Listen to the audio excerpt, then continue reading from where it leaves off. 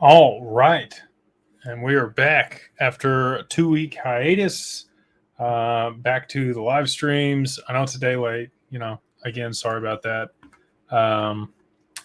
Kiddo is off to his grandparents. And so I wanted to spend some time with him yesterday after I got back before he's going to be gone again. So that's what I prioritized. And that's why we are here on a Tuesday night. Going over all of the things going on with digital assets, macroeconomics, wealth management, tax mitigation strategies, all the fun stuff that you guys show up here for.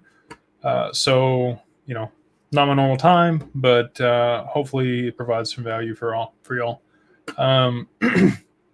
Thank you to everybody here in the chat for the kind words, and glad to be back and be doing these again. We did travel the last couple weeks here, so just to get kind of recap on that and why and where and what we did. We went up to Toronto 2 weeks ago. My first time to Canada.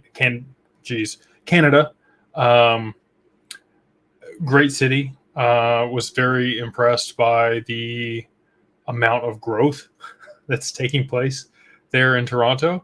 Kudos to all the Canadians there in that province. And yesterday was Canada Day, so cool for that. Hopefully y'all got to enjoy some fireworks like myself.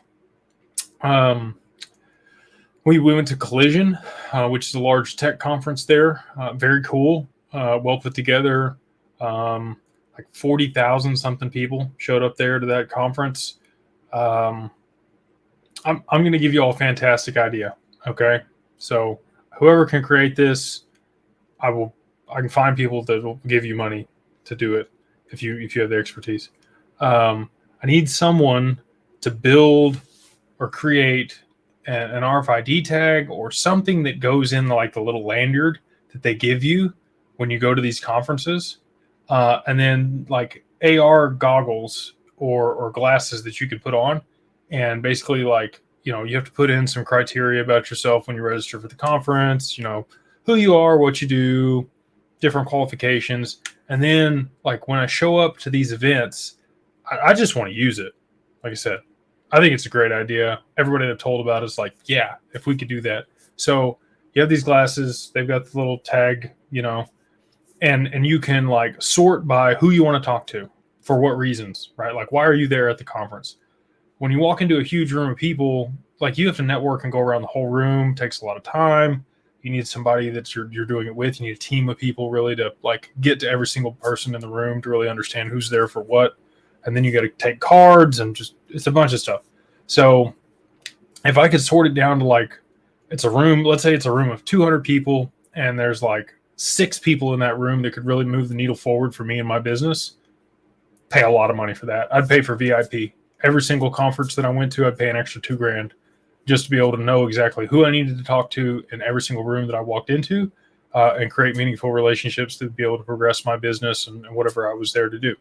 So if you can figure that out, if you in the AR goggles, they have like a little card profile above their head that showed like they're a VC, they manage this much money, these are the type of things they invest in. Great. Or they have this type of company and this is their software. And, I think that would be a great way for somebody to make a lot of money if you could create that. So anyway, I digress. So we went there, like 40,000 people showed up to Collision, tons of startups, tons and tons of startups. They had alpha and they had beta. So alpha is like you have an idea and you want to raise some capital or you want to validate that, right? So you show up and you register for that class, and then beta is somebody that has an MVP that's looking to raise capital and go to market.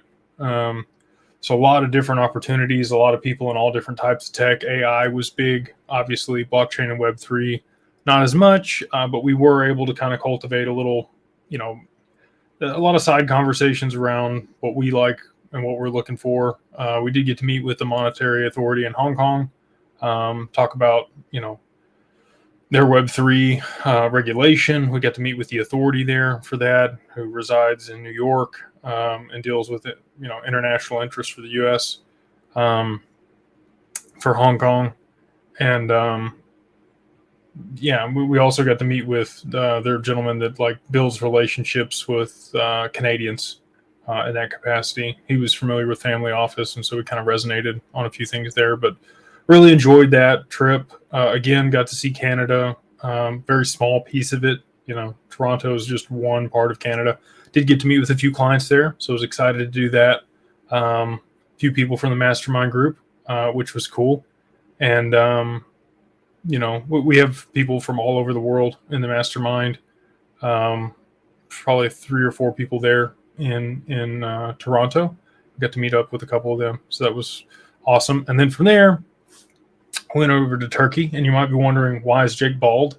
If you haven't watched the vlog we put out on the YouTube channel today, go check that out. I did get a hair transplant, so you can kind of see what's going on with that. It looks way better than what it did.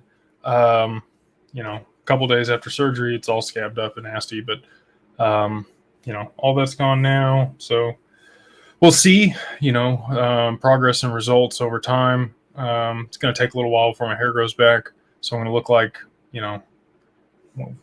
whatever you want to call it, a bald guy, which was what I was trying to prevent. Right. But anyway, so went there, really enjoyed that trip, got to see the countryside in Turkey and also the city of Istanbul. Got to meet with Umut, who runs the clinic there. It's called Este Mark, and he did a fantastic job. Their clinic is great. All the people there were super professional. Was well taken care of. And you can watch the video. We kind of go into it, but and you get to see me travel around Turkey. It was a different type of video. We haven't ever done a vlog type video before, so something different. Some people like those types of videos, some people don't, but we really enjoyed making it. And if you do have any, interest in that, if you think your hairline, like mine was really receding over here on the sides, not so much like right in the front, even though they did thicken that up. Other people kind of bald back here, or even the whole part further back, their whole hairline recedes. They can fix all of it. Do a really good job. They take the hair off the back of your head back here in different spots, so it's not like a big scar or gash in one spot where they take all the hair from, and then they move it up here or wherever you need it. I think they did like 2,500 grafts on me, and same thing for Max. So anyway, yeah, happy to refer people over there if that's something that you guys are interested in. And then, obviously we're back. Got everything together for the RIA over the last week here, which has been good. We did send out kind of a first come, first serve reduction in fees to people that already have their assets in custody or paid for custody. So if you have already done that, you're going to get that benefit. We always do our best to take care of people that take care of us. And loyalty is one of my core values. So anytime that we can kind of pay it forward and help people that have been with us for a long time, we try to do that. Not to say we don't like new people too. Anybody that's in the mastermind group or part of the family office, you're always going to get preference over anybody else when it comes to working with us post price appreciation. So if you haven't scheduled a consult or done anything else to be proactive, not to say we don't love you too, because we do, but the people that again, that have taken care of us, we will make sure they get taken care of first on the other side of this deal.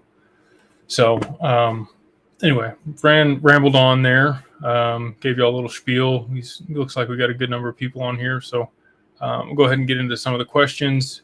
As always, anything's fair game. If you guys want to run it down, anything to do with wealth management, tax planning, health and fitness, whatever it might be, you're welcome to ask it here in the chat. So let's see. Peter says, regardless of hectic schedule, many of our loyal fans still look forward to live shows and videos. Appreciate that, man. Yeah, it's glad to be back on here, and we'll continue to crank out content. I'll be doing videos even with all this going on and keep you guys updated. not, like I said in the video there, it didn't really affect my self-confidence, but every little bit helps. So glad to be back with you guys. David Vaughn says, what are your thoughts on Supreme Court overturning the Chevron case, and how will that have an effect on crypto? So there's two separate rulings. One was basically their power to use in-house counsel. You're do a trial by jury, and then Chevron, I don't know which one that was. So I think it'll have some implications for sure. I think it takes power away from the SEC, another three-letter agencies, and their capability to just kind of impose their will on stuff. They don't get to interpret the law. They have to actually enforce the law that's proposed and passed by Congress. So I think a lot of the cases that currently stand may be affected by the Chevron case being overturned. And, it was interesting to see that come out of an EPA case. I think it was in like North Carolina or something, where the EPA, had enforced some stuff or regulations that really weren't law. And then the people have been fighting that for like 10 years and finally got it overturned. So great to see that. I don't think that people that are in positions that are unelected should really have that much power. And excited to see, what that means for crypto for sure. Appreciate you, Henry Lou. It's good to see you here. Appreciate you hopping in the chat. Gail says, welcome home. Thank you. Yeah, it's good to be home. I don't like travel. I mean, okay, let me preface that. I do like traveling. I like going to new places. I like seeing new things. But to be away from home for 2 whole weeks, not my favorite. I don't think I'll do back-to-back stuff like that anymore. I had an opportunity to fly in for like a night and then turn back around and leave again. Just logistically, it was better to just go ahead and fly there and get the extra day. So, but yeah, very happy to be home. Let's see here. This one's good. Family Crypto Future says, what would the Fed be? Would the Fed be the one to buy, dump treasuries, or stable coins be used this time to save the dollar? It'll be stable coins. This is really good. So actually I had a conversation with my father-in-law about this today when he was picking up my kiddo. So yeah, when Japan inevitably dumps U.S. treasuries, which is coming soon, like they're not going to have an option. They've already burnt through the slush fund of dollars that they had to be able to tamp down the yen versus the USD. I don't know if you guys are watching that at all. I've talked about it plenty of times here, but you can type in on Google yen versus USD trading view and pull that up, and you can see the dramatic climb that it's had over the last month here. Yeah, we're in the 160s. It hasn't been here since 1986. It's been a long time. They're going to have to do something to reverse that, and they're really out of other options aside from dumping U.S. treasuries. And when they do, I'm pretty confident these other countries are going to just capitalize on that. China, Russia, and Russia's already removed their exposure to the U.S. dollar and treasuries, but anybody else that holds our foreign debt that's part of the BRICS nations, I think at that point will also dump, just to add gas to the fire. And the only way that the U.S. can really combat that, the Fed, they're not buying. Money printer would go burr if they bought, right? So we'd have hyperinflation, problematic there. The best solution for them would be able to drive domestic demand for those foreign dollars or treasuries that would be being dumped. And the way that they would do that is exactly what you mentioned here, which is the stablecoin regulation. They would probably push that through very quickly. And then that would, financial institutions and enterprises, anybody that wanted to issue a stablecoin to be able to represent value within their ecosystem would have to have U.S. treasuries as backing for that. And that would drive demand and be able to stabilize the treasury market, which would be good, it'd save the U.S. dollar. So this is a great question. This person obviously knows what's going on. So Yeah, I don't think it's going to be the Fed. I'm 99.9999% sure that it'll be stablecoin regulation is how they'll actually combat that. STOPLYR. Stoplier? I don't know. How does one need to get managed by a family office, and does it even make sense anymore in the near to mid future? It's very dependent on who you're working with, right, and your needs. I would say that I operate in the two most unregulated and early spaces in financial markets. So family office, super early, just like crypto. There's about 10 or 12,000 family offices globally. And these are structures that are set up to manage wealth for the next 100 years is really the idea behind it. So you put together a manifesto or constitution or compass for your family. And that's really what's going to drive the estate planning, the wealth management, how you're going to allocate capital, your investment thesis, all the things involved with the family office, insurance, spinning off other entities, business development, all that stuff is governed by your family charter or your family compass. And in that, you're going to put together a mission statement, your core values, your principles that the family you want them to abide by. And based on that doctrine, you're going to use that to create a governance document and also a code of ethics for the family. And so, in the majority of cases, if you look at the Vanderbilts or a lot of other affluent families from not that long ago, they've squandered their wealth. The saying goes, the first generation makes it, the second generation maintains it, and the third generation loses it. All right. And because the values, traits, and beliefs that the individuals that created the money weren't passed to the second and third generations is why that happens. So you have to orchestrate things in a manner where people are incentivized to work hard. They understand the value of things. They have the skills, traits, and beliefs to be able to manage the capital in perpetuity, and they're in alignment with what your original vision was as the patriarch or matriarch that set up the family office.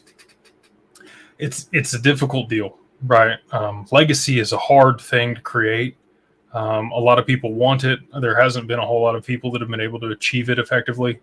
And so, that's something that we work with people on. And that really is the thesis of why you would set up a family office. We are a multi-family office. So we offer all the services within a scope, but specific to digital assets. So we have the wealth management, we have the estate planning, we have CPAs and accountants. If you want foundations or charities, we're able to establish those things specific to digital assets. And then we're curating things and building things in Web3 that utilize the technology in this application. So very bespoke, and that's actually the other family office that does very similar work to us. That's their name, Bespoke Group. They're very Bitcoin and Ethereum centric. We're more utility token driven, and we work with people. We're a little bit more proactive. They're more, multi-billion dollar, you already have your money type people. Great people, by the way. Met with Matt McClintock and their team not too long ago. Great individuals. Glad to be in a space with other professionals that are of that level. So, but anyway, to your question here, you said, does it even make sense anymore in the near to midterm? I think, especially as DAOs progress, it's something that we're looking at to be able to implement within a family office structure, especially for voting and governance around, how the assets in the family are used. Because you get a lot of squabbles, right? Which sounds stupid, but like if you get some assets or vacation homes or different toys or other things that the family has 2 or 3 different generations down the line after you've had enough money to have multiple children, your family becomes large, right? It's pretty sizable. You could have potentially 30 to 50 people in a third generation family office. And not all those people work within the family business. Some of them, step out and do things on their own, which you want them to. But you want to give them, opportunity and support. Maybe set up life insurance policies or pay for school or give them a down payment on their home, but those come with some strings attached, right? And maybe they do, or maybe they don't. It all depends on the family and what their compass is. So I think it could definitely make sense for the majority of people that are managing north of $20 million on the other side of this liquidity event to set up a family office of some kind. Could be a virtual family office, right? So you may not even need the full scope of services that we provide. You might just want, the estate planning piece, or maybe you need a CPA, or maybe you need an accountant, or, maybe you want to set up a foundation and you really don't have a family to leave it to. There's a lot of different situations, right? And there is, if you've seen one family office, you've seen one family office. Because they come into existence through so many different ways and so many different types of liquidity events, there really isn't a standard structure for family office. We have I don't want to say a standardized structure, but a skeleton that does about 80% of what anybody would need. And so it's recommendations that we make, right? Like anybody is able to do whatever they want at the end of the day. But to make sure that you have the most tax benefits with the least liability and the most control, there are certain structures and ways to put things together that make the most sense. So, and that really is what a family office comes down to. We, again, are a multifamily office, so we just provide the full scope of services. We work with family offices and other people that are high net worth individuals to orchestrate this stuff. My goal, just like any other business I've been in where I've done coaching or helped people build something, is that one day you don't need us. We come along and we show you the ropes and we give you all the tools and we teach you the skills, traits, and beliefs that you're able to use to then, propel yourself forward, establish whatever you want to. And then at some point, when you're beyond the $100 million threshold, all of the infrastructure and groundwork that we've laid, you take with you, and it's transitioned to you, and you're able to pull professionals in, or continue to outsource to us a little bit, as you move out onto your own. And then at some point, maybe you don't even need us at all anymore because you're completely self-sufficient.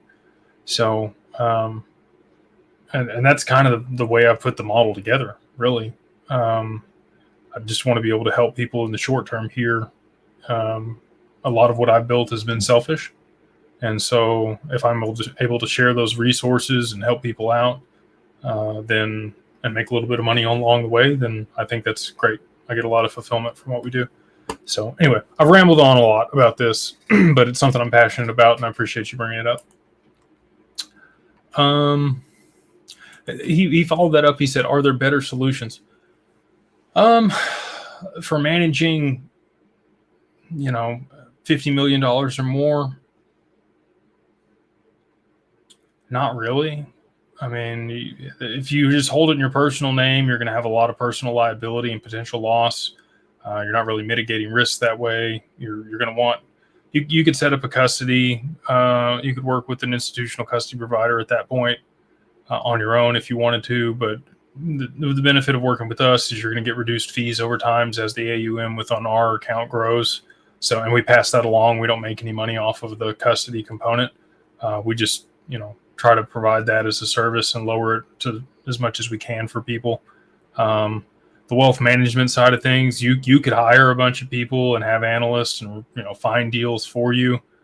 Again, that's our job. We're outsourcing, or not outsourcing, but we've developed a lot of relationships with people that have expertise that span decades, 20, 30 years in each one of these different verticals, whether that's M&A transactions or boring businesses is kind of the deal there. That cash flow and have assets. Real estate transactions could be it could be multifamily. It could be commercial. We've got people that are good with that for domestic stuff, international stuff, any type of real estate that you might be looking for, raw land development. We have people on that side. And then, if you're looking for private equity or businesses or startups or Series B and C or pre-IPO, like anything you want on the private investment side, we've got it really well covered. And then obviously the traditional stuff, we can do that through the RIA as well. So if you're looking for, a way to manage risk and make sure that you're hedged, we have a lot of strategies for that with the models that we developed. And if you know how to do all that stuff yourself, then obviously you don't need the partners that we've put together. Or you might just stay in your core competency and sit in digital assets. You might be close to retirement and just want to stake your stuff and earn some income. We provide all those solutions as well. And it all depends on people's risk tolerance. But I really don't know of a better solution to manage, north of $50 million in digital assets than what we provide. And I don't say that to like toot our horn, but I've built this for me, what I would have wanted.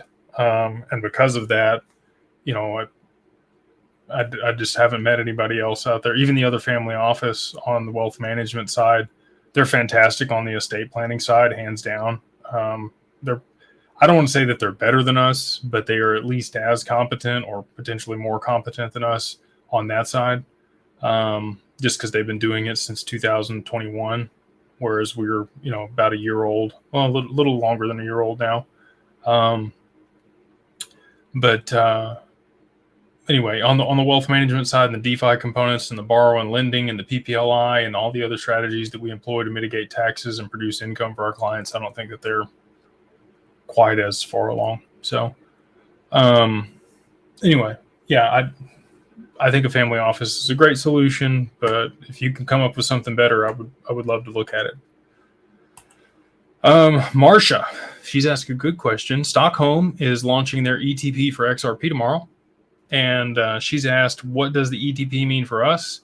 Are you originally hair has growled back fast? I mean, it was shaved. Yeah, my hair grows fast. It grows probably about a half an inch a month. I normally get one haircut a month. So I'd expect within 2-3 months, I'll have a full head of hair and be back to normal again. She's asked about the ETP though. So I think it's pretty bullish. There's already an ETP that existed in Europe before this. So are we going to see a huge jump in price? Probably not, but there could be. Stockholm is interesting. It's in Switzerland. So, if some fund were able to make a pretty significant allocation to that and buy up a bunch of XRP off of the exchanges to be able to support that spot ETP, then yeah, we could see some price movement. I'd like to see that. Anytime there's demand somewhere for something and it's got to be backed by the initial asset, you're going to see potential price implications. The Bitcoin ETF and the Ethereum ETF, which does anybody know if the Ethereum ETF went live today? I didn't see anything on that, but everybody said July 2nd for that. So let me know in the comments if that happened or not, and we'll get to it here in a second. I'm excited for the ETP, but again, we already had one, so I don't know that it's going to have a dramatic effect on price if that's what you're hoping for. When is the next blockchain meetup dinner in Arkansas? That's a good question. We should have one in Oklahoma City in August. We're working on that. Don't quote me on it.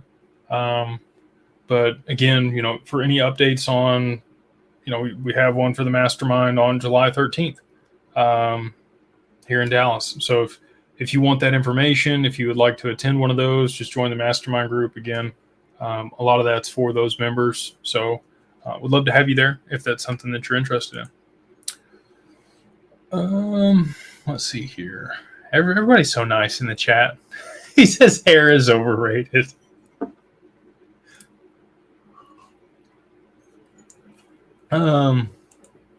Very cool. Adam's given me a lot of hope here. He said did the same thing in Turkey 9 months ago, and he's back to his high school hairline. So that's what I'm hoping for. Appreciate the support there, brother.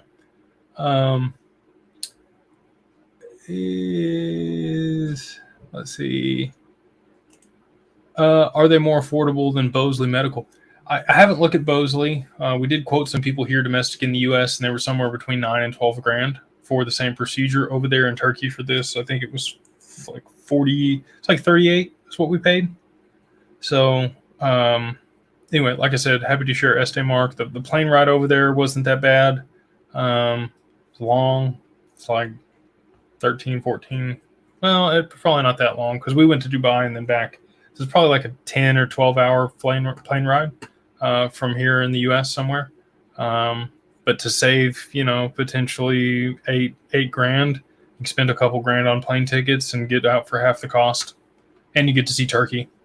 And they drive you, like they pay for your hotel stay with that. They pick you up from the airport. You don't have to do Uber anywhere. They feed you a little bit.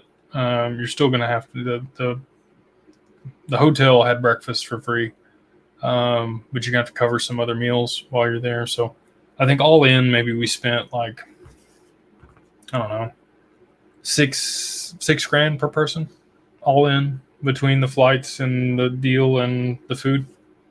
So, to have it at half the price of what it would have been here domestic, it was worth it. Thank you, Matty G. Appreciate you. He said, $3,800 is what I think we ended up paying per person over there for that. Let's see. Led Zeppelin. That's a good name.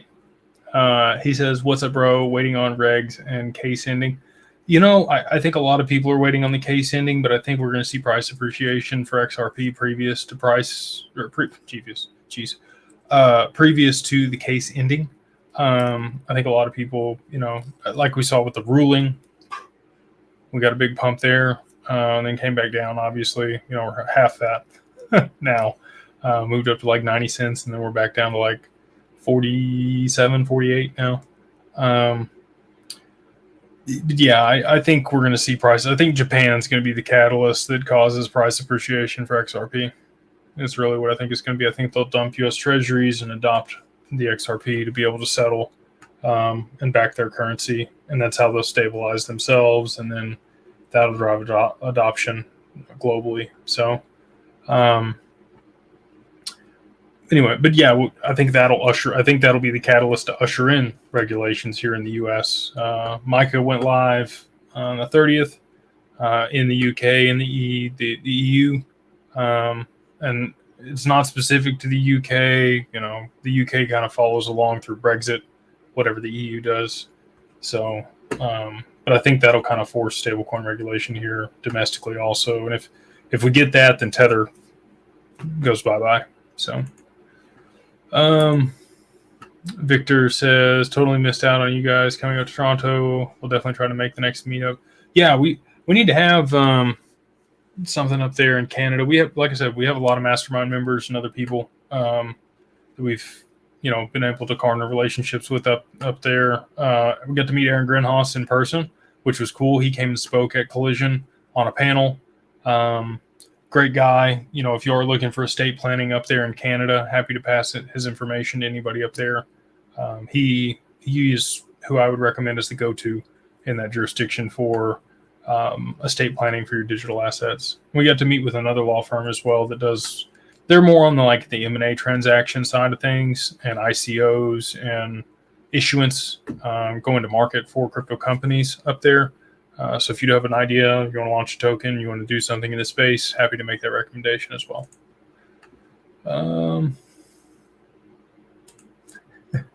He says, are you allowed to wash your head after the transplant, and or if not, how long are you allowed to shampoo only water?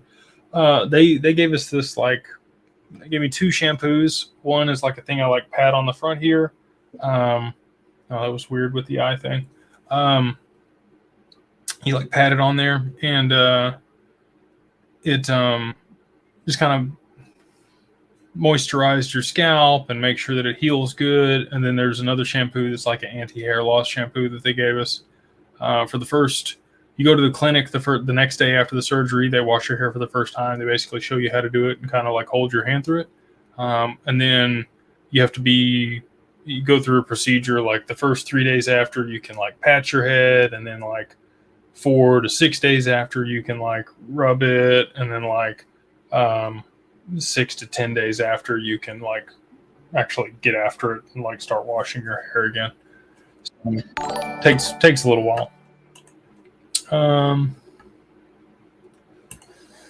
Rob Strong says, can you speak to the stablecoin market being backed by treasuries and the impact to the dollar? I assume this is in, correspondence to what I discussed earlier, but yeah, absolutely. In the stablecoin bill that's currently been proposed and on the floor in Congress, they require it to be backed by cash or cash equivalents. So bonds, treasuries, and dollars, one for one. And so if you had a Facebook or a Google or an Amazon or any of these other large companies that want to get into that space and banking because they have international transactions, and it would save them a lot of money if they could do that internally to pay people and use their own stable coin, then that's likely what's going to happen. But they're going to want to denominate it in dollars. I don't think the dollar is going to be removed really as I think it'll be one of the main global reserve currencies. I don't think it'll be the global reserve currency anymore. I think it'll sit in the basket with, all the other ones. But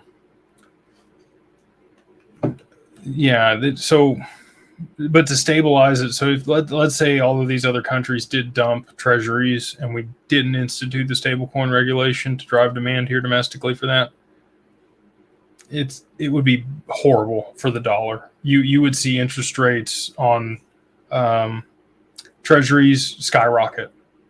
And that sounds great, right? But how that market works is when people lose trust in the treasuries, the rates go up to incentivize people to hold them.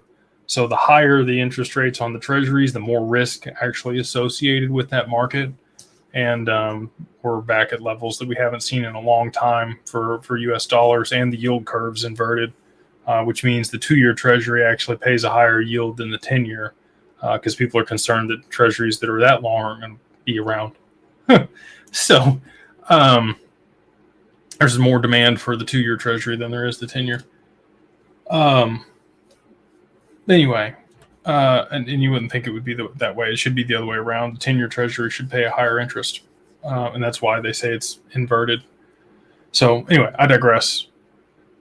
Absolutely, we would need stablecoin regulation because then we'd be able to stabilize that market. So instead of it skyrocketing and people dumping treasuries, everybody that dumped treasuries, there'd be enough demand on the buy side to actually quell that and hold it to be able to back the stable coins with a one-to-one pegging. So anyway, that's really how that's going to work out, in my opinion. I don't have a crystal ball, but that seems like the lever that they would pull that would be easiest in that circumstance. And I do believe that circumstance is going to transpire, probably not too far into the future. Yeah. So same thing here. He says, Project Sandman and bricks. That's kind of what I'm thinking. Pay Me an XLM says, your thoughts on micro regulations and the overall market. XDC issue a stablecoin. I haven't seen a stablecoin issued on XDC yet. We do have gold issued on the XDC's network. Gold warrants there in Dubai through Comtech. Actually did an interview with their, I don't think it's their CTO, but one of the higher level gentlemen there. We had a conversation. It may have been the CEO. But you can go back on the channel and look at that. But I haven't seen any other stable coins issued on XDC. I know that Atul and Ritesh are really concerned about developing dApps on that network. You've got, there is one stable coin. What is, it's not Flow. I'm at a loss for it right now. It'll come to me later. We were going to have an interview with them and then ended up not. So, I can't really speak to how good or bad that one is. I will say that regulations are going to be really stringent around stablecoin issuance, and people that don't have the collateral are going to be caught with their pants down. So that's really my thoughts on MiCA and the regulations there. It's going to be a catalyst for bringing in institutional adoption, but at the same time, I think it could have some pretty significant implications for Tether, which is the majority liquidity in the crypto market right now, which is scary because if that's sanctioned or that no longer exists, then exchanges freeze up. Basically, there's no liquidity, and they would have to find something else to provide that liquidity. I don't know, maybe like Shane Ellis theory. If hey, all right, Christopher, congratulations. He said, I passed my Series 65. I can bring value. Would love to learn more. Yeah, email me. Please do.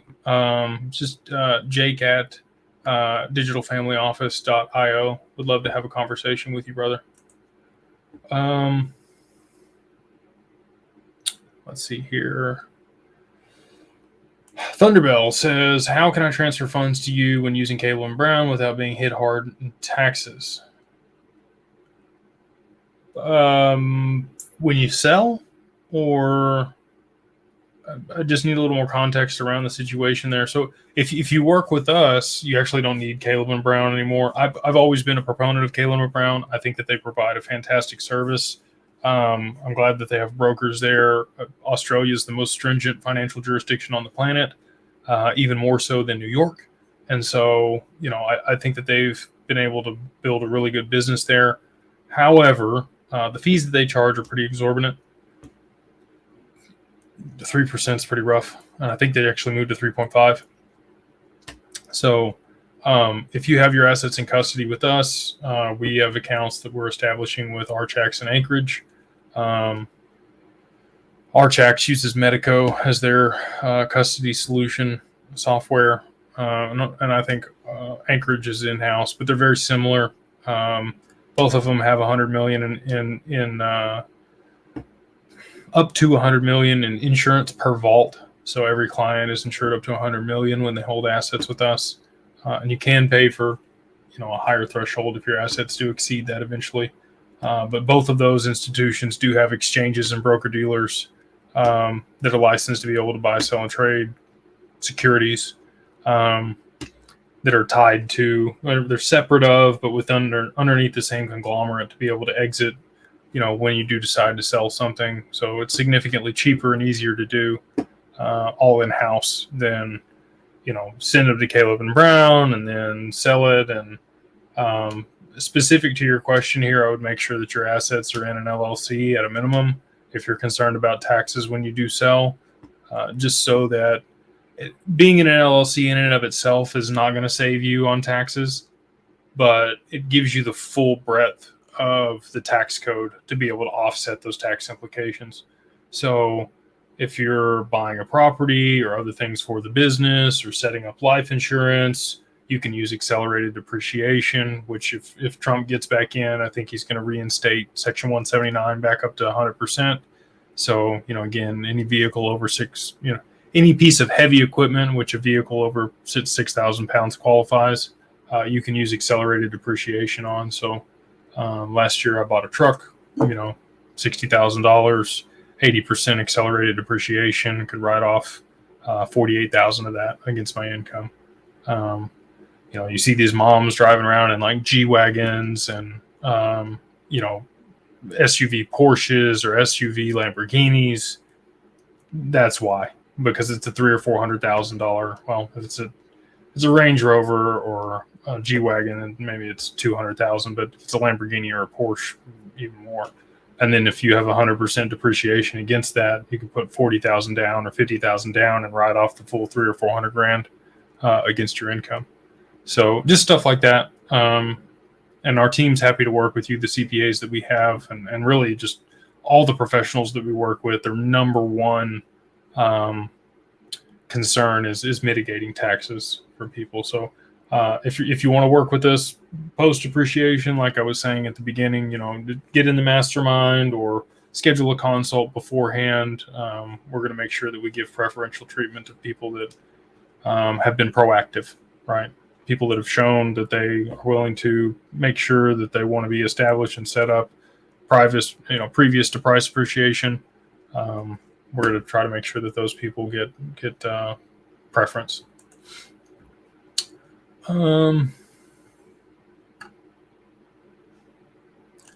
Yeah, this Living Legacy says you would send your crypto directly to Caleb and Brown. So if you have it in custody with us, we're migrating currently from standard custody to Archax. But if you don't, if it's just held at Caleb and Brown, that's where you would sell it. Here we go. So he says there's no official statement regarding the ETF as much as I know. Haven't heard anything. Yeah. I saw Gensler said something about the S1s today for Ethereum, but I could have swore that they said it was going to go live today. So I didn't see that happen. He says you look fine without hair. It's overrated. Appreciate that. We got a Thunderball thumbs up. Atlantic Living, it's good to see you. I haven't seen you in a couple of weeks. I'm glad to see you here on the live stream. They say, Jake, why are we not talking about more encouraging investments? Talking more and encouraging investment heavily into ETH and Sol. Are they not going to do tremendously well this run? Why do so many institutions, influencers continue to avoid XRP? It's the black sheep, man. It's people want to talk about where the money's already at, and that's in everything, right? Like when you're looking at stocks, what are people talking about? Nvidia, or GME, or AMC. That's what people will continue to talk about because the money's already there. People don't talk about the opportunities or the things that are forgotten or low cap or undervalued or asymmetric bets until after they've appreciated. So, people weren't talking about Sol when it was at $9 post FTX. I don't remember seeing that. People weren't talking about ETH when it was, at the bottom of the COVID deal. I think it got down to like $90 or something. People weren't talking about it then. Everybody was scared. Everybody thought it was going to zero. I think Warren Buffett said it best: be greedy when others are fearful, and be fearful when others are greedy. If everybody in the shoe shine boy is talking about ETH and Sol, I'm selling. Nvidia, I'm selling. GameStop and AMC, I'm selling. And this is just not financial advice. This is just me telling you what I would do if I held those positions and had, ridden them up. ETH and Bitcoin have already both had good runs this go. I don't see them going significantly higher. I've said for a long time 75K on Bitcoin, and I've had a lot of blowback from that. Cool. I'm fine to be that guy. Everybody seems like it's a foregone conclusion that it goes 100 to 100K. I think Custodia Bank put out today 100K by the end of August. The chart doesn't show it. My analysis of the market and macro doesn't show it. I think it is more likely that we see $3,000 to $5,000 Bitcoin. I don't want to say by the end of August, but sometime this year, rather than $100,000 Bitcoin. And I have clients that hold large amounts of Bitcoin, so they don't want to hear that, and I kind of avoid that topic when I'm having those conversations. And I feel like I'm obligated to tell them that, but at the same time, like, I don't want to say they're maxis, but the way it was described to me the other day was Bitcoin and anything else is like an orange and a bicycle. Like they're just two. Anything else in crypto is just a completely separate thing. I don't think that. I think that people have got this narrative stuck in their mind that Bitcoin only go up. And when Tether goes, that's not going to be the case. So as long as Tether's around, Bitcoin's fine. Prop it up. It's going to continue to be a good investment. Same thing with Ethereum. But as soon as that liquidity is removed from the market, I think that there's going to be some pretty significant implications. Mount Gox is also on the horizon here. They're finally going to pass that back out to people. I'd be selling that immediately if I got it back. Excuse me. But again, just me. There could be a lot of people there that don't do that. Same thing with the ETFs. You know, I think if there's a significant downturn in the market, which we haven't seen like a 40% drawdown in one day, which happens in crypto, I think that would really mess those up. I think people would be liquidating, selling, running for the hills. Those are not hodlers. They are traders. So we'll have to see.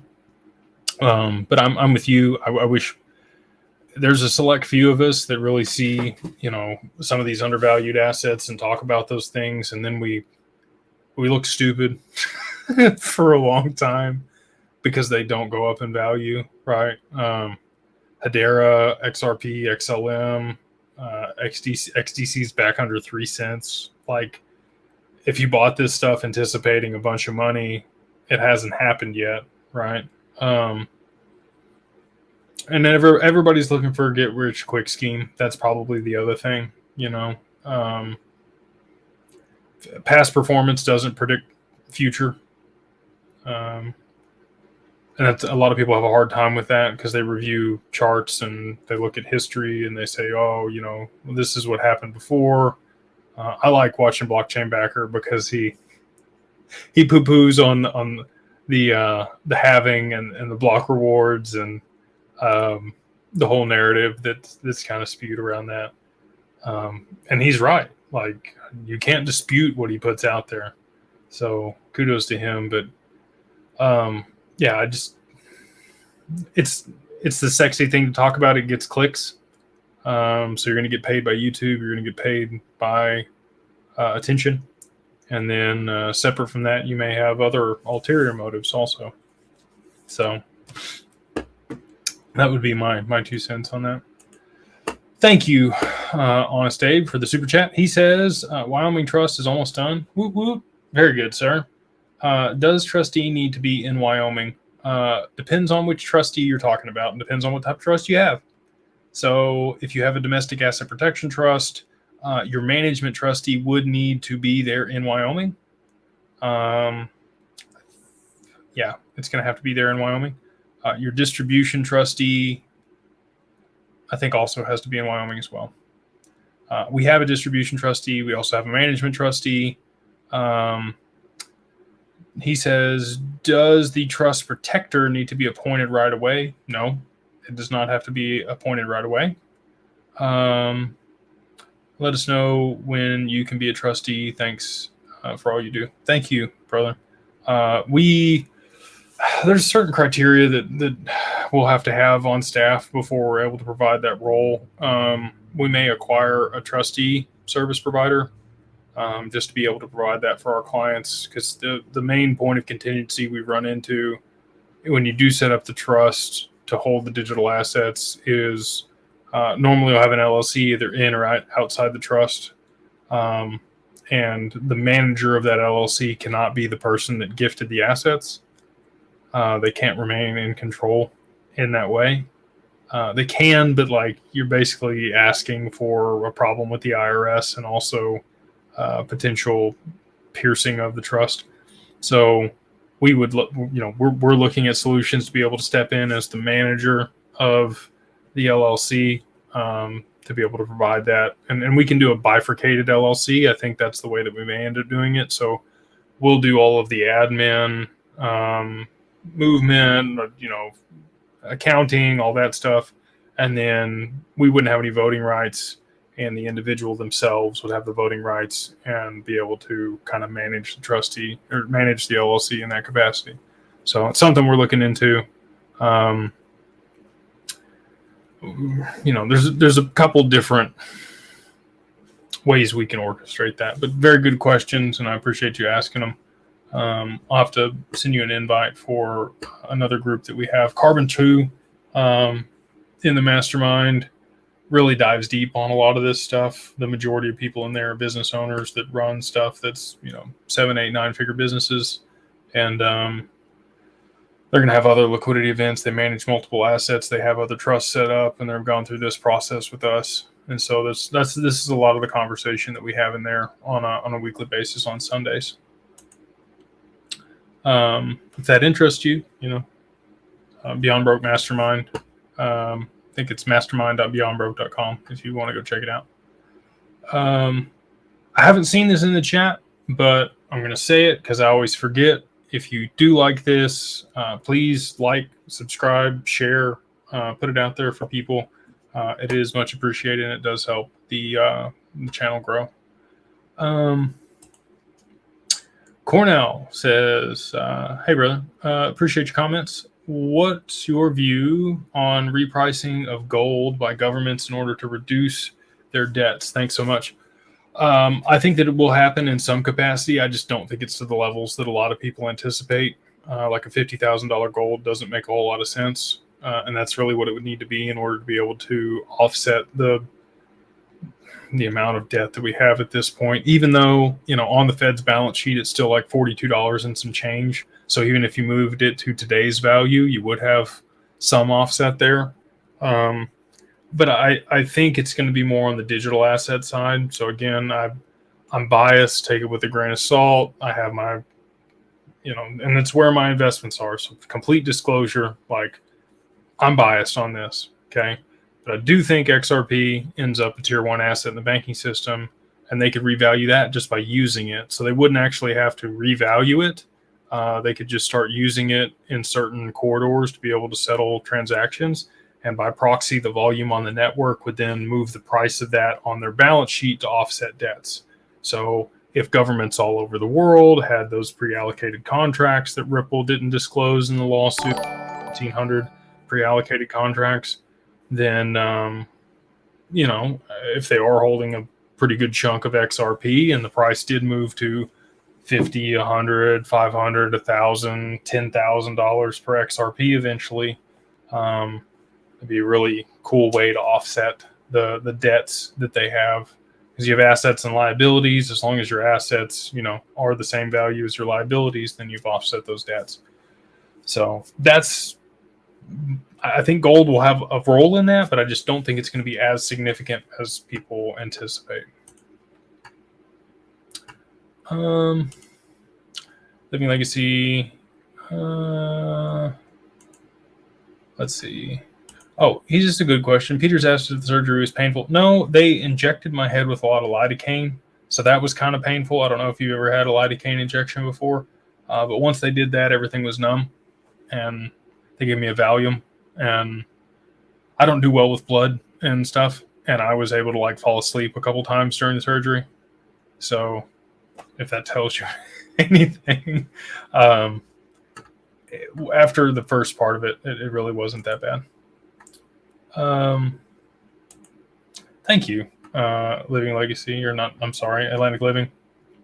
Yeah, I just give it to you guys, how I feel, and appreciate that. I try to keep it real with you guys and not give you any extra frou-frou. Like a young bearded Jason Statham. I like that. I could go for that. I like Jason Statham. He's a badass. So I will take the compliment. Thank you. He says, thoughts on following XRP narratives. Would World Reserve Currency, SWIFT replacement, BRICS Utility? I'll take them one by one. I don't think XRP will be so Brad has literally said that. Brad Garlinghouse has said that their objective is to make XRP the global reserve digital asset, or global reserve currency. I do think that, I'm not saying tomorrow. I think it's going to take a while for this, but I do think that global trade will eventually be denominated in drops. Again, I've got biases. Take it with a grain of salt. I don't have a crystal ball. This is just my narrative and my thesis. So, but seems to align with yours. So I'm going to say it. So in that capacity, XRP in my mind stands for exchange rate peg. There was a document put out in 2014 by the IMF, and that's when Ripple rebranded Ripples, which was XRP, to XRP. And I think that's really what it stands for, and that'll be the role that it plays globally. I don't think that they replace Swift, so I think Swift will adopt either R3 or RippleNet, either one of those protocols, to be able to instantly settle international transactions at a global scale.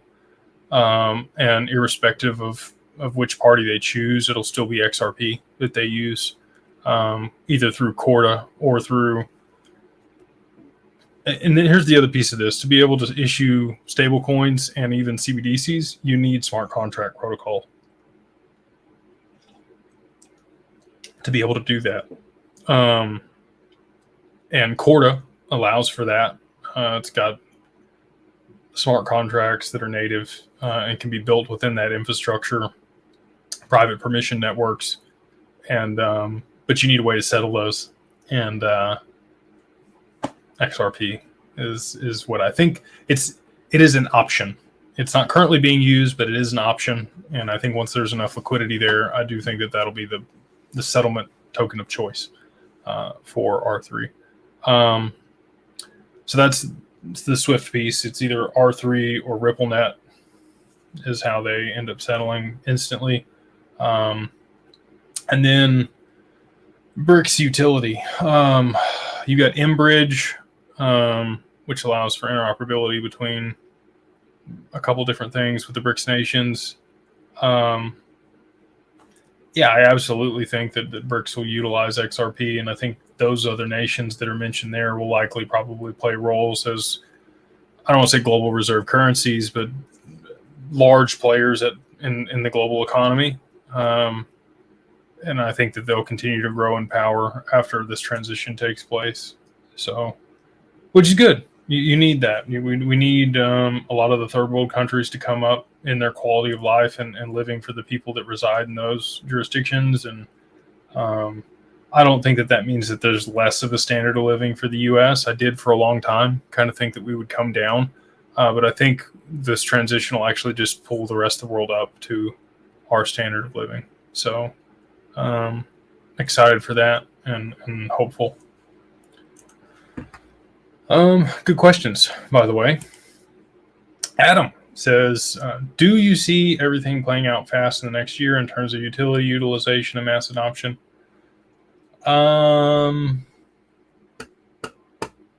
Depends on what your definition of fast is. You say within the next year. I would say, and it also depends on your definition of mass adoption. Utility of certain networks, yes. Tokenization of financial products and real world assets, yes. Mass adoption by the first 34% of the bell curve. So you have like early adopter, you have extreme early adopters, and then early mass adopters. I think that's the piece that'll happen over the next 12 to 18 months. Is you'll have wallet integrations with a lot of these global enterprises.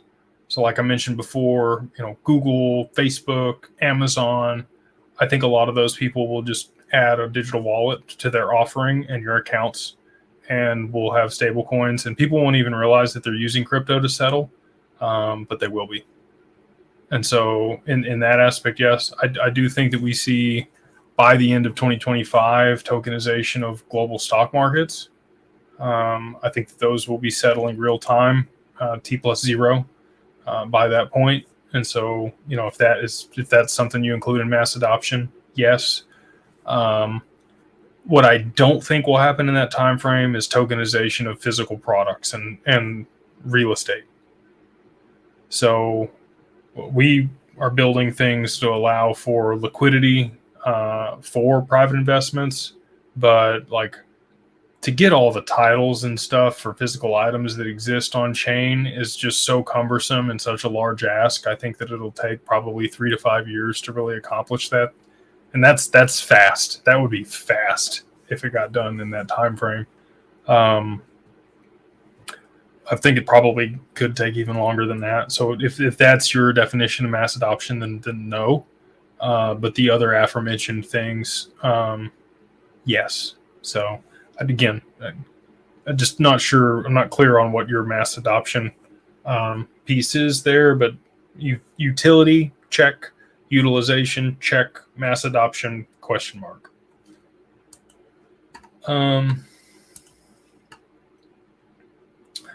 Hazy days. What is the best entry to put your crypto account in? Best entity to put your crypto account in. That's gonna be person dependent, Hazy. I wish I had a just generic answer for you. In 60 to 70% of situations, I would say an LLC. In 30% of let's do it this way. 60% of situations for people, I would say an LLC. If they do plan to take profit or they have a significant amount, but not enough to have enough that it's going to breach the gift tax threshold upon appreciation. If you have less than 50 grand invested, probably don't even need anything. I would love to be wrong. I would love for your portfolio to just explode and you have $50 million tomorrow. But for just being realistic, if you have less than 50 grand invested, even as an individual or a married couple, probably don't even need an LLC unless you do plan to take significant profits.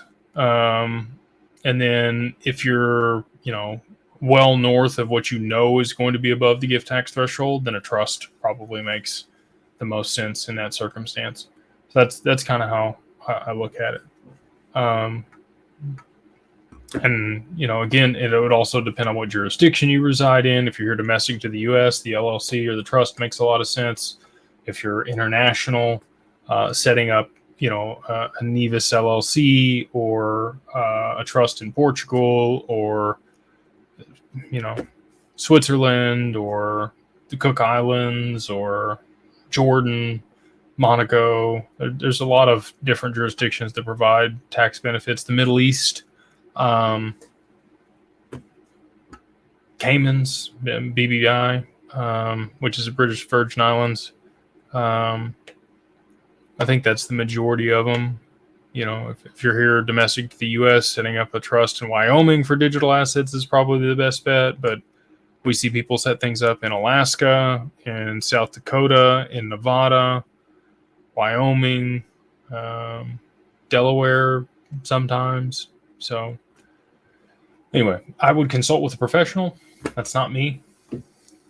You're welcome to book a time, with the family office, and we're definitely would be able to help you out there.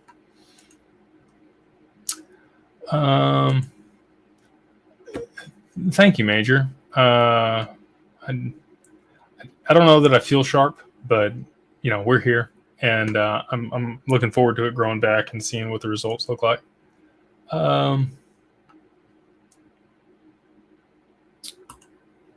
G Imports. I like the name. He says, "You look cool." Thanks. Cool. See, everybody that I've talked to said that 9 months, 6 months, a year later, they were super happy with the results. So that's what I'm hoping for. He said, "Do you think XRP can hit double digits this year?" I've talked about this before. So if only if we have utility. Period. If we don't have utility, if it's a speculative bull run, maybe $2, maybe. And I know people don't want to hear that, but just being honest, and I anticipate utility, like I just said in the previous comments, right? So yes. The short answer to your question here is yes. I'm confident that we will hit at least 2 digits, if not 3 digits this year, with utility of XRP. So, but again, if it's just speculation and we just go through a normal cycle, not going to be much to write home about.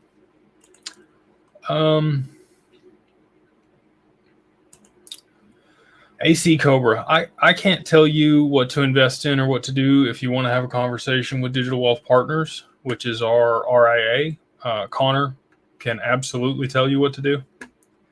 He can give you financial advice. That's not my role. That's not what I do. I can tell you how I'm positioned. And again, take it with a grain of salt. This is not financial advice. You do you. You make your decisions that are best for you and your family and your portfolio. I don't own XTC. I love XTC.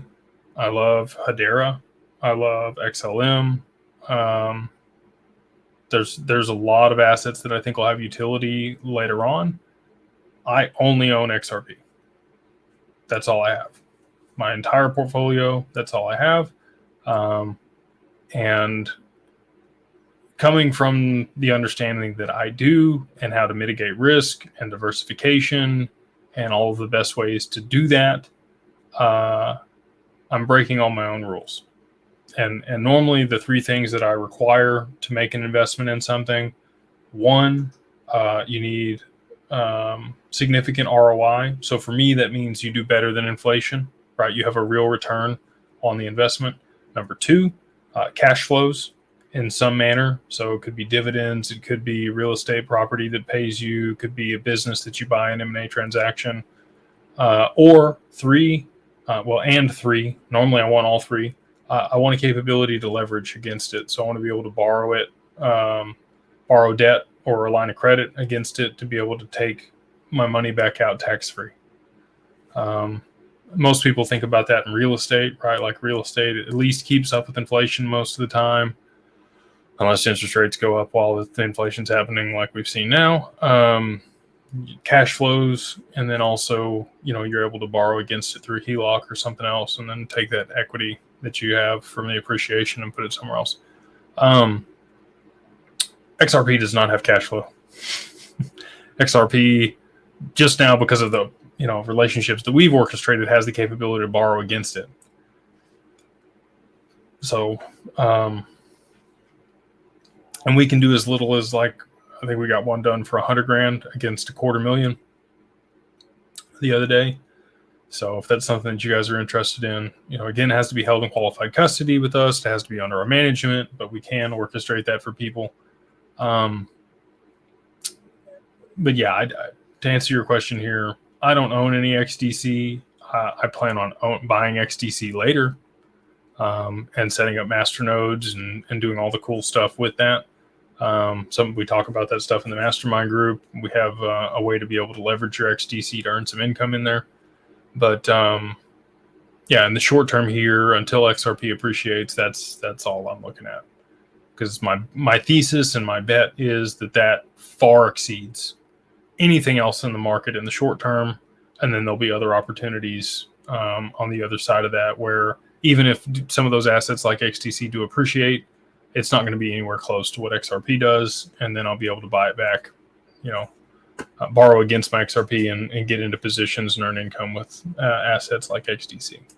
So just my 2 cents. It's my thesis. So again, take it with a grain of salt. Don't make decisions based on what I have. Do your own research. But, that's what I can tell you. That's my position.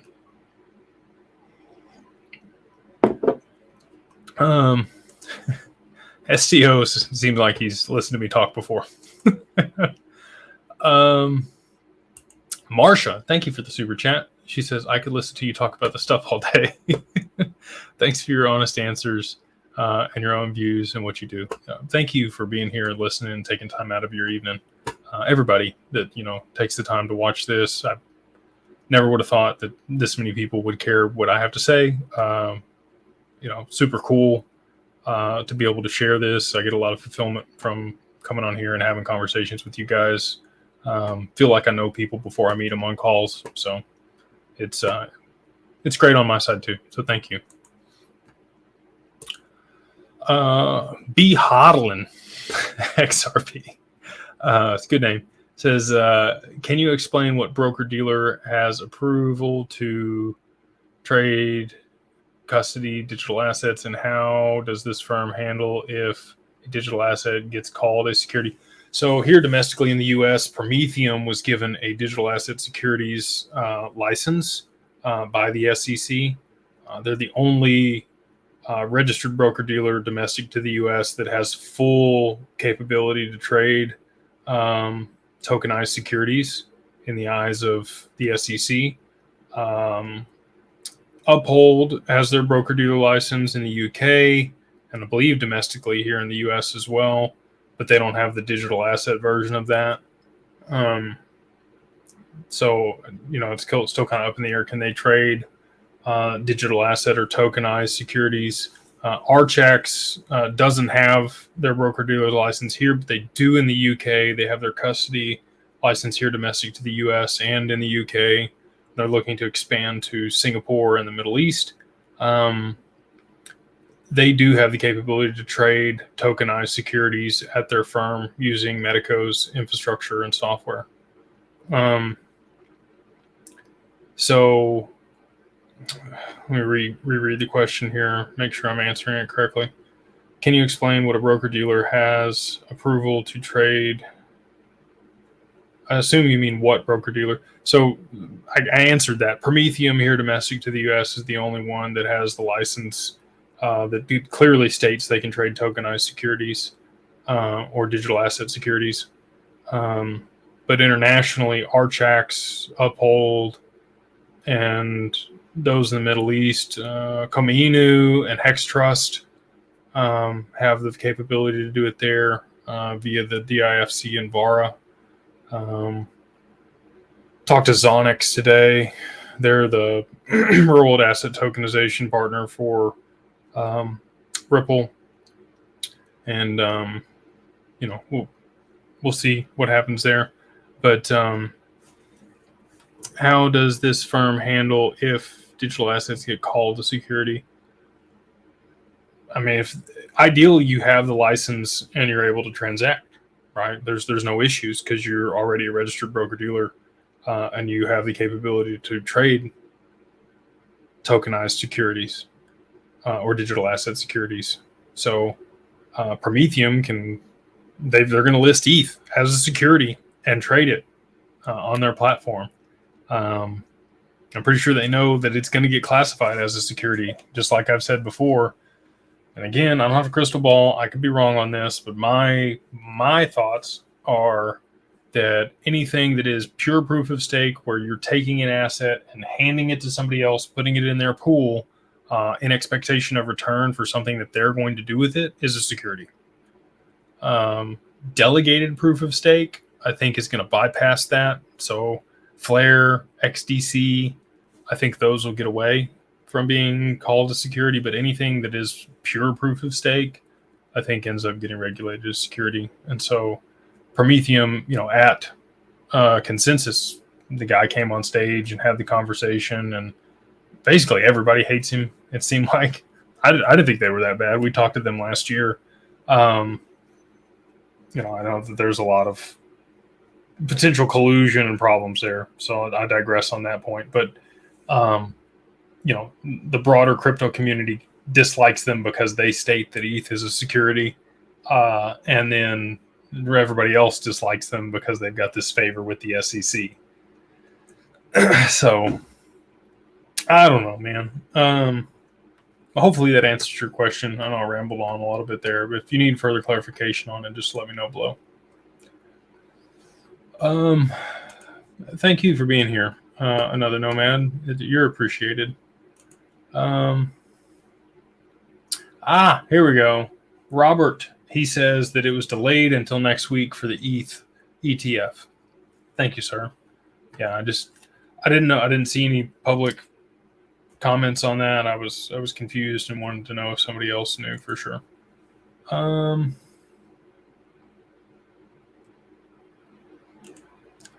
He says our audio volume and consistency is good.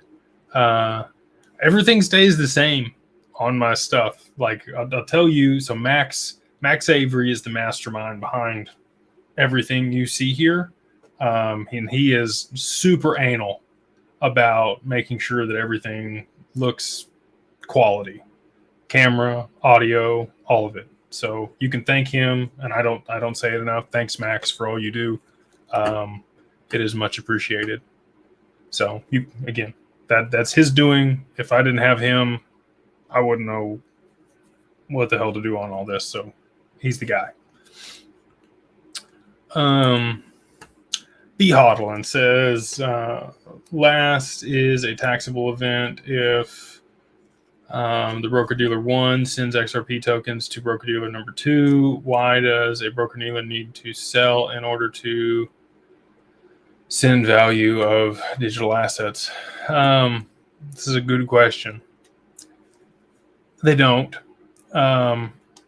So it would be a taxable event because you'd be exiting and then selling it and then buying back, because the dollar is the intermediary currency there, when in reality XRP should just be the intermediary currency. But it won't be that way in the future. And you would be trading one thing for another. So instead of selling into dollars to be able to buy, let's say you wanted to liquidate Apple shares for Facebook. Okay. I think that there'll be some pretty large liquidity pools for stocks when they're tokenized. And one of those pools might be Amazon to Meta, and the intermediary there would be XRP. But you would still have the tax implications on that, right? Because you're exiting one position for another one. That's just how that works. Now, if you borrowed against one stock to buy another one, then there's no tax implications. So those are just some of the strategies that we work through clients with and Digital Wealth Partners. We kind of walk through all the considerations that we might have around taxes. But yeah, as far as broker dealers go, we're talking with a lot of the ones that are working in the tokenized space. Oasis Pro, Rialto, Core. There's a few others as well. So they don't need to sell. They just swap the digital assets. So you wouldn't incur the fees twice, sell into dollars and then buy back. It would just be one swap where you would pay one fee. But that's how broker dealers make money. So that's why they want those things to happen.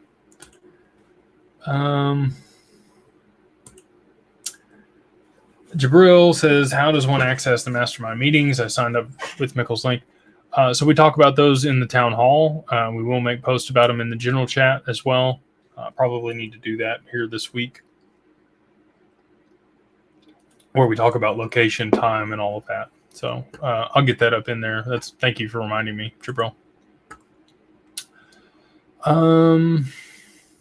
Alfredo, thank you for the super chat, brother. He says, hola.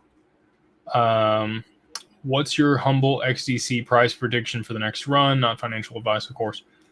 I think it depends on what utility you see come into the network.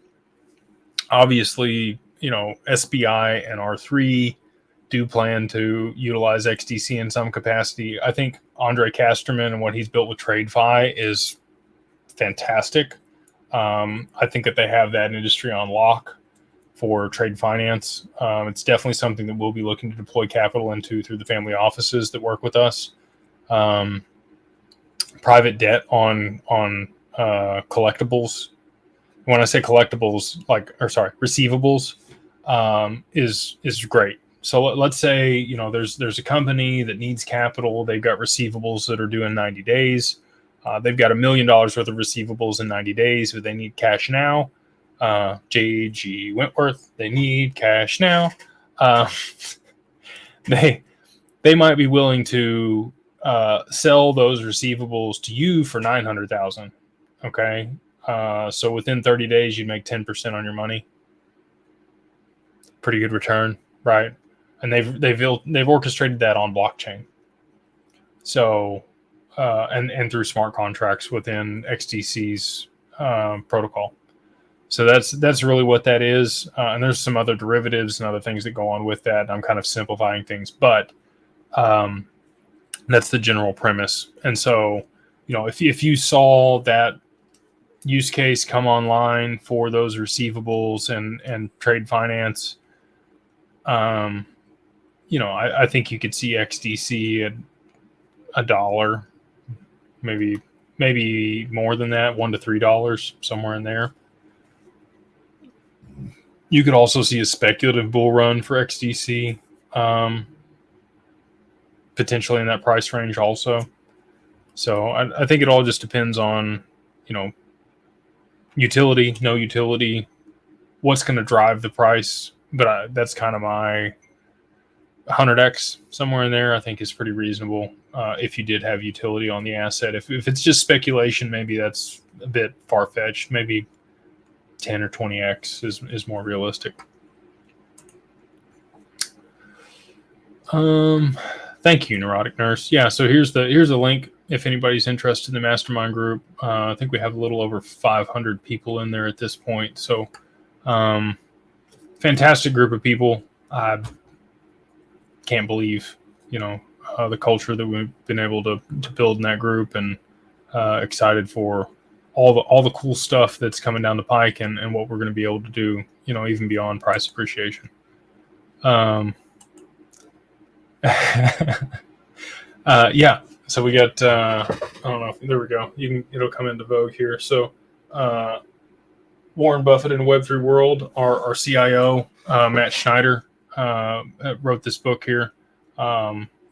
If you want it, you can check it out on Amazon. It's a really snackable piece. Like just if you're on the toilet and you want something to read and kind of getting into crypto, he distilled, all the share letter notices from Warren Buffett over the years down into, what could be applicable for crypto. I think it's a great read. And so I don't know if this is Matt.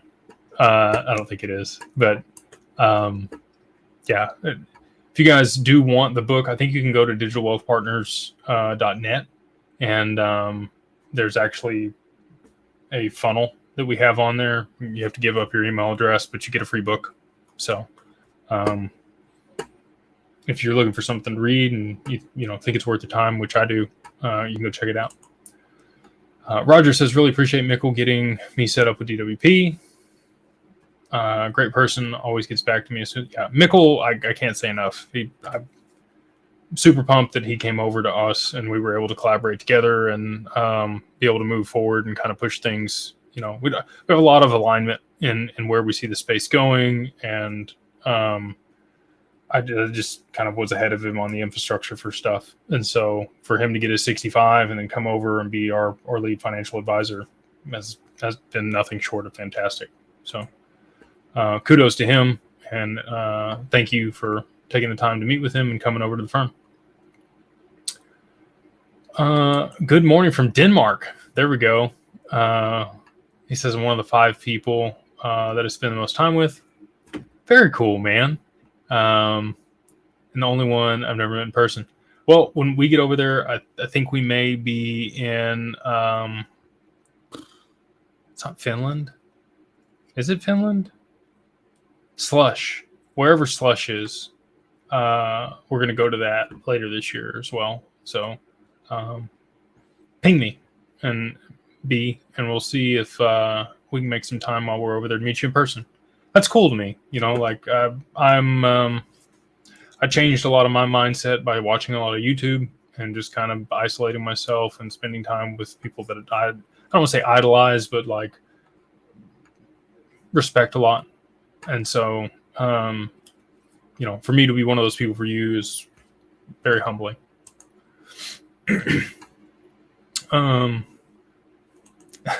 Sleepy in Luxembourg. Awesome, man. No, that's super cool to have international people on here listen to this.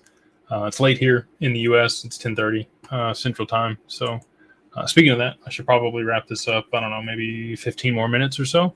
But yeah, super cool to see you guys waking up over there early. Turkey was like 8 hours ahead or 9 hours ahead.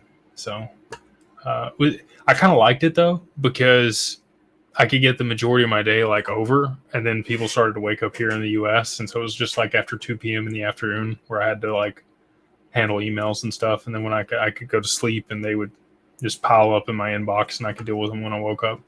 So kind of like it. You guys have a good thing going over there in Europe. Roger says, any reason Archax or Anchorage would be better than one another? Archax is international. So if you're international, they're probably the better solution that we're providing. And that's why we wanted two. Anchorage is here domestic to the U.S. They're a federally chartered bank. They're going to be our partner for migrating IRAs. So if you have assets in an IRA and you want to move those into qualified custody with us, where you can borrow against them or earn yield or do things with them, instead of them just sitting there on a cold wallet in a level 4 facility somewhere, that's kind of the benefit then. And we'll probably be able to offer that with Archax later on. Archax also provides a wider scope of assets that they custody and provide benefits for. So they have Hedera, Algorand, and XLM, whereas Anchorage does not. So if you have those assets, then it's probably a better fit over there versus Anchorage. Anchorage is primarily focused on Bitcoin, Ethereum, XRP. I think they have Quant actually at Anchorage as well. And then they have the capability, both have the capability to hold NFTs. Archax also has Fireblocks as one of their providers. So we can create custom solutions for people if you do have a large amount of a certain asset. Can make that work with them as well. They both have $100 million in insurance on the vaults. Very similar, security protocols. Both use HSMs, hardware security modules, in level 4 facilities. Both are fairly fast to withdraw your stuff if you wanted to. Obviously all the signers that are on the account that you set up have to execute the signature, so it's kind of dependent on them doing that. But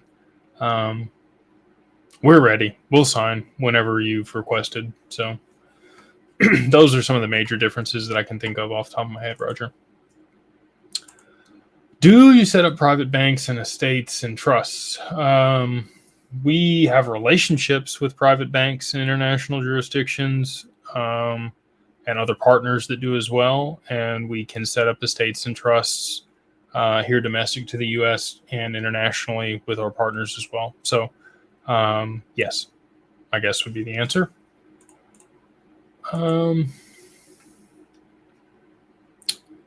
Hey, I made it to the bottom here. Striker Fam says, Jake, is there a way to set up everything with you but still self-custody? Look sharp. Thank you. So what we provide for custody is still kind of self-custody, but it's institutional. So our custodians have no capability to transact on your behalf. They have visibility of your assets, right? Because they provide the infrastructure, but they have no way of doing anything with that. They just provide the benefits. Like if you and I both die, and then all of my team dies, and your secondary signers pass away, they'll be able to orchestrate the beneficiaries and make sure everything gets set back up on your account. It's kind of like a tri-party agreement. So we just provide, secondary signer for the majority of our clients. If we manage their assets, obviously we're signing on their behalf to do those things, to make the allocations for stuff. But that's really not a large portion of our business at this point. The majority of what we provide is just custody for clients and, peace of mind. So you still have full control of your assets. You email us through a secure channel and say, hey, I want to move my stuff. And we say, cool, and sign the transaction. So it's about as self-custody as you could get, with the benefits of insurance and the beneficiaries and the other piece that you would get with institutional custody somewhere. If you're looking for somebody that you want to work with in that capacity, but you definitely want to keep it on a cold storage device for whatever reason, which not your keys, not your crypto, I know how people are, you might look at L1 Advisors. They will kind of recommend what DeFi protocols and stuff, and they'll push you recommendations, and then you still have to sign the transaction on your cold device.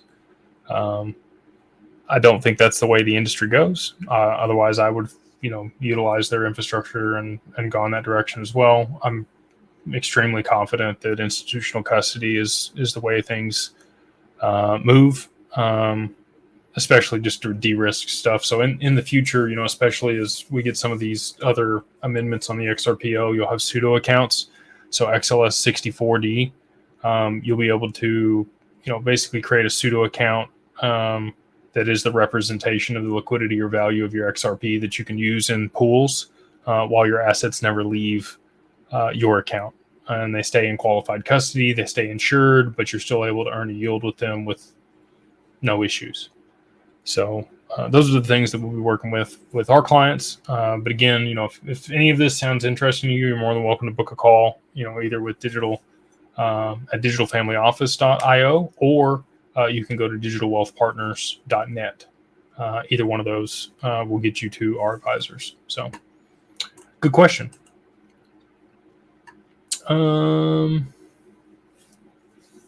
Let's see here. I did see this, STO. It's interesting that Sony will start a crypto exchange in Japan. Japan's, they know what's going on, man. Everturn says, thanks for everything. Missed these lives the last few weeks. Can I ask a similar price prediction question in regards to XLM?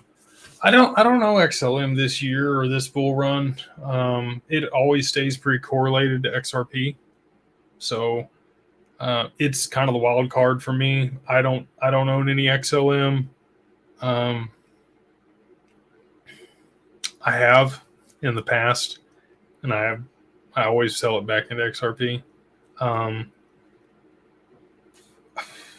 Excuse me. My only concern about XLM is they can mint more of it. There's not a fixed supply, which I think they needed. And they need it to be that way because, if it's retail facing, Hyperledger, in most of the circumstances that we've seen the implementation of that network has been merchant or retail facing. It's not really a B2B application for that. So I actually met a lady that used to work for Hyperledger, and she stated that there was not a whole lot of B2B or enterprise solutions. So anyway, price prediction. I'm shooting in the dark on XLM. I have no clue. I think it's going to be good. I just don't know if is it $10? Is it $20? Is it $100? I don't know. I can tell you my all-time price prediction for XLM, and that is $999.9999. That's my long-term 10-year horizon price prediction for XLM. And the reason for that is I believe that it'll have to be able to facilitate micropayments. And for that, you need 4 spaces to the right of the decimal. So that's just my tinfoil hat long-term price prediction. In the short term here, if XRP goes crazy, I would assume XLM would go crazy with it.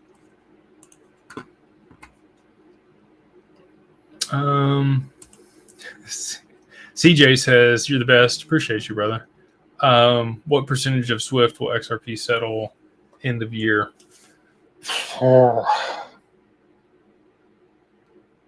Somewhere between 10 and 100%. I'm leaning toward the latter. I'm leaning toward the 100%. I think we have some SWIFT event or conversation tomorrow at 4 or 5 p.m. Eastern. I'm going to find it. I'll tell you. Fojack. If you guys don't follow Fojack, he's kind of the riddle guy, but he posted this earlier. Found it interesting. Here it was. So Swift posted on their Twitter, unlocking global interoperability, the future of cross-border payments tomorrow, July 3rd, time 4 to 5 p.m., location 0.0 Forum. And that is in Zurich, Switzerland tomorrow.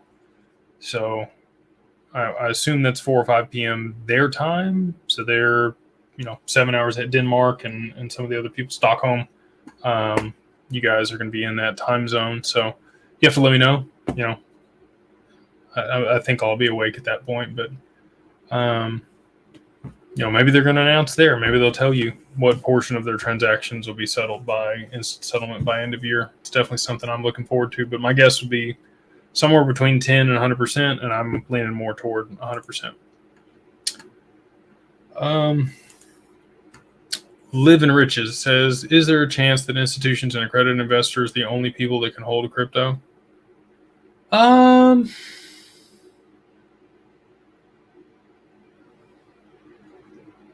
don't think that it's going to be like a private investment where you have to be a qualified purchaser and accredited investor. I also do think that they're probably going to reform what an accredited investor or sophisticated investor here domestic in the U.S. is in the next 12 months.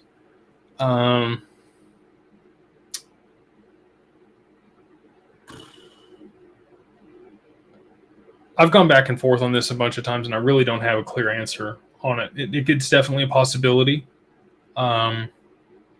But at the same time, the average retail investor can purchase stocks. And I think cryptos, once these networks are utilized and they're stable, are probably going to be a lot less risky.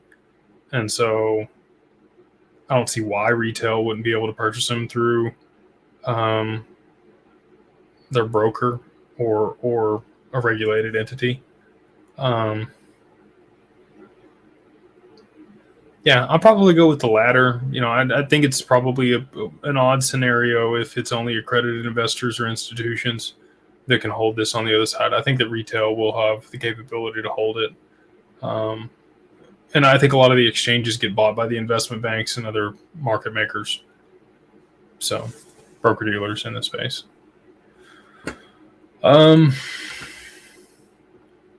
Let's see here. I think I got to the end of it. So, come to an ending point here. As always, thank you everybody for the kind words this evening. I'm glad to be back. Happy to be, on the lives again. We'll continue these.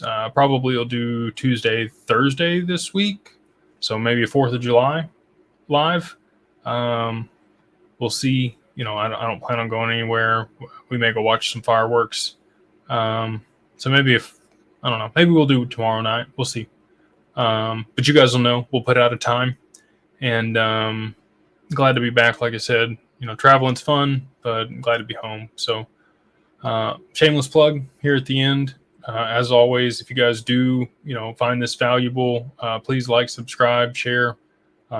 If you do, want to be a part of the mastermind, get access to private deals, be a part of that community, learn, have a lot more of these conversations. We do have these types of calls, full Q&A, talking about more in-depth stuff that I don't mention here in the mastermind at mastermind.beyondbroke.com. If you do want to book a call with the family office, it is Digital Ascension Group. That website is digitalfamilyoffice.io. And if you are interested in wealth management services or custody, you'll want to book a time with Digital Wealth Partners. That's digitalwealthpartners.net. So those are the 3 sites. If you want to get in contact with us, as always, you can email me at info@digitalfamilyoffice.io.